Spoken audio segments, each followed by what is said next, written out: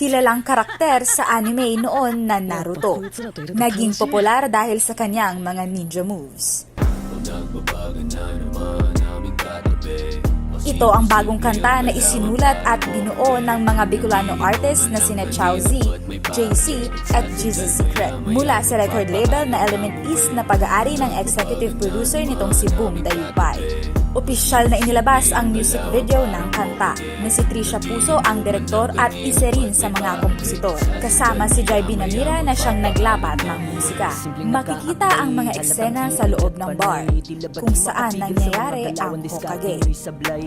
Pero para sa dalawang rapper artist na si JC at Chao Z, malalim ang mensahe at aral ng kanta. Mga hindi na nakikitang moves, kumbaga pasimpleng mga galawan. Matamaan yung mga dapat tamaan kasi sobrang daming gumagawa ng mga ganong pagkakamali din.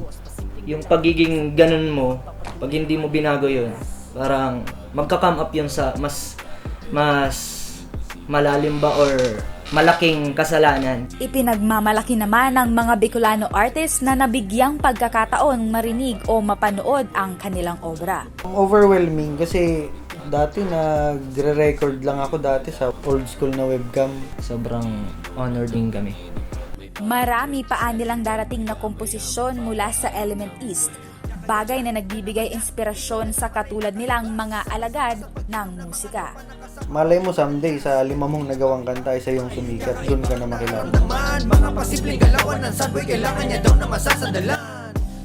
Huwag titigil, tapos kung ano talaga yung gusto nyo, yung nasa puso nyong gawin.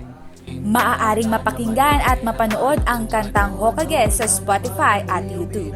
So pakinggan nyo, solid guys. Magsisilbi tong aral din sa karamihan.